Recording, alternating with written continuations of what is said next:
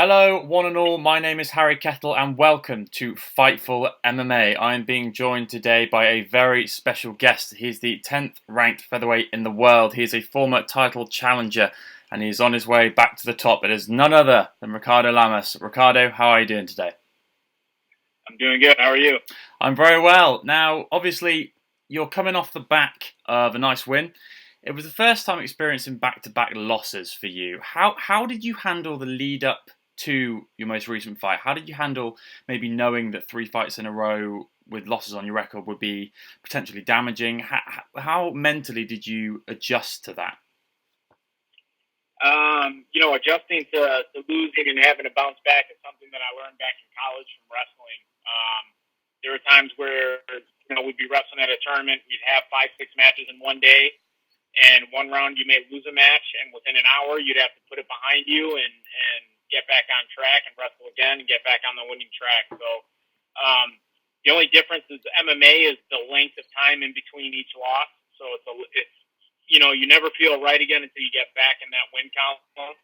So 2 losses back to back over the course of the year it wasn't fun, but I knew in my heart that I'd get back on the winning track and that I deserve to be where I'm at in the division.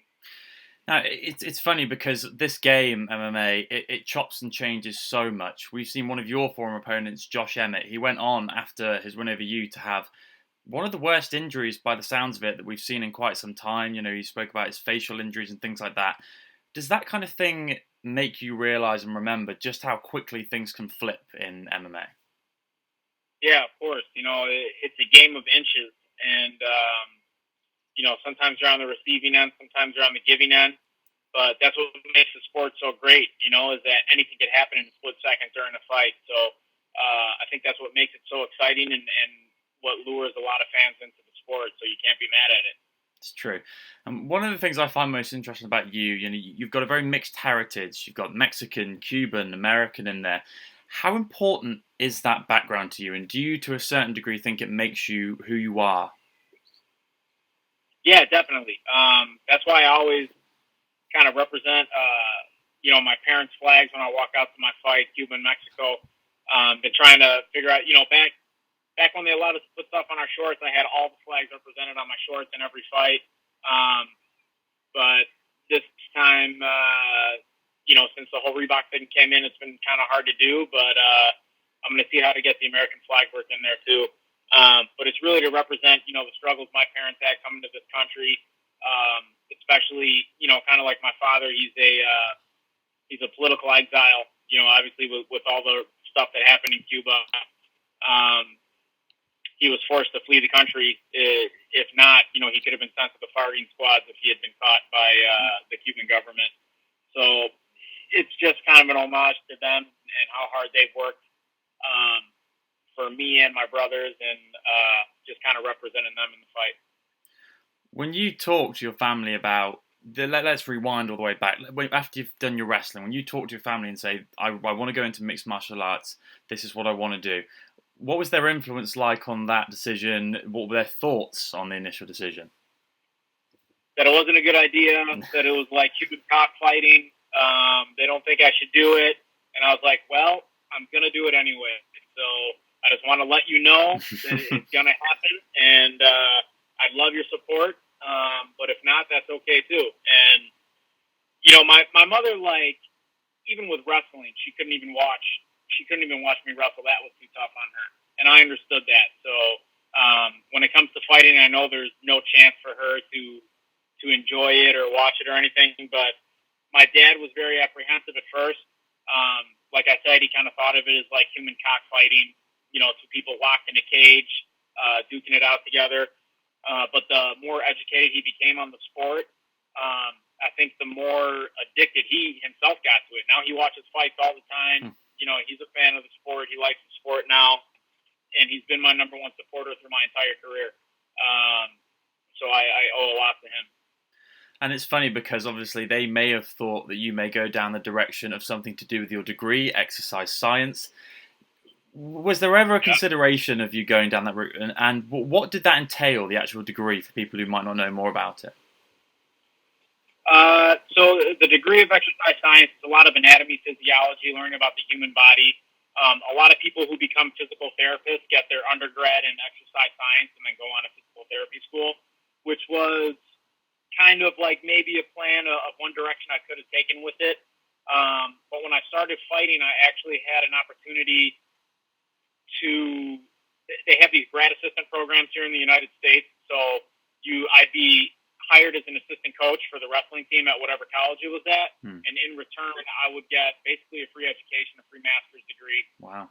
So I was going to go for that. I was offered that at a school in St. Louis, and it was right at the time where I was already pro in the sport, and it was either go to school and the sport would suffer, or give it my all and see where I could take this thing. And if I need to go back to school, I can go back to school. So that was a tough one for my dad. My dad has always leaned towards education when raising us and always pushed us towards education. So, when I asked him about it, he was obviously like, you should go and get your master's degree. And then I had a conversation with my head wrestling coach from college, Steve Marinetti.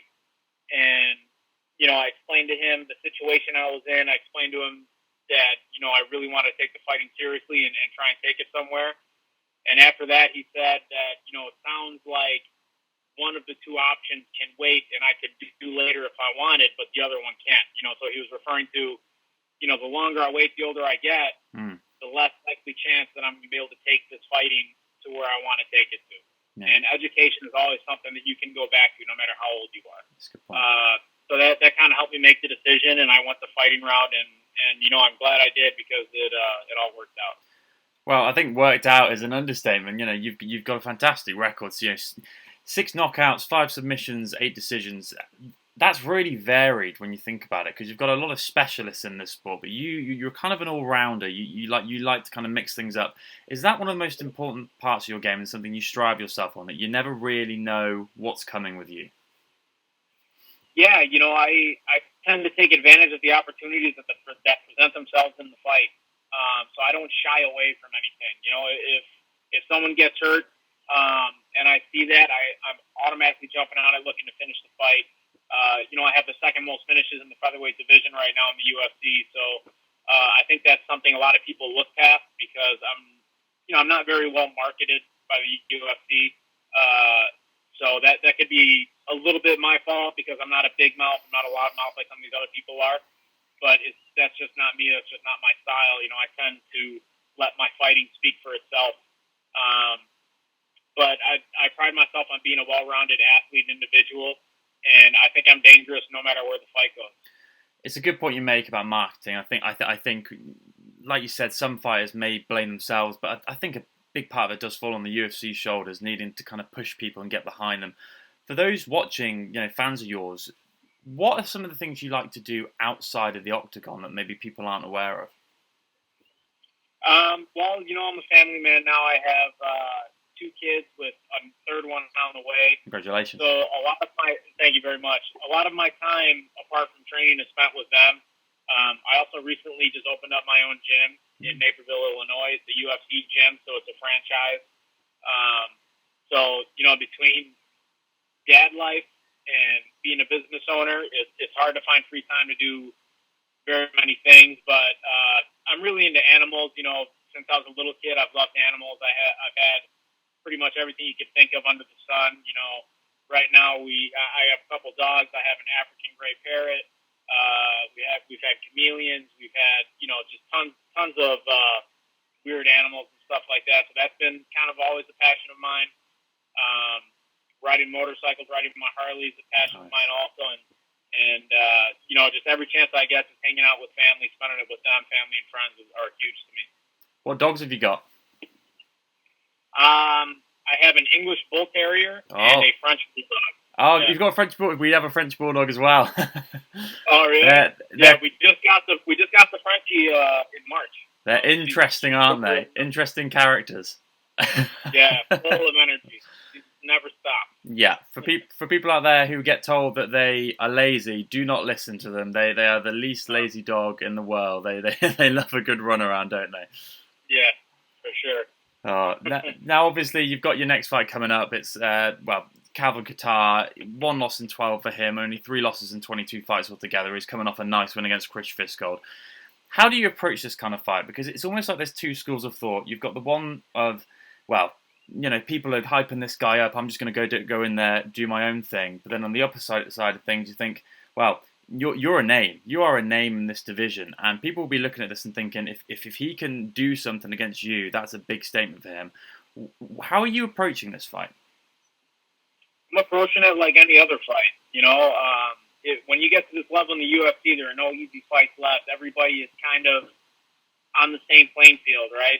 All these rankings and stuff, they don't really mean anything to me. So I take every fight like it's a title fight, like it's the most important fight of my career.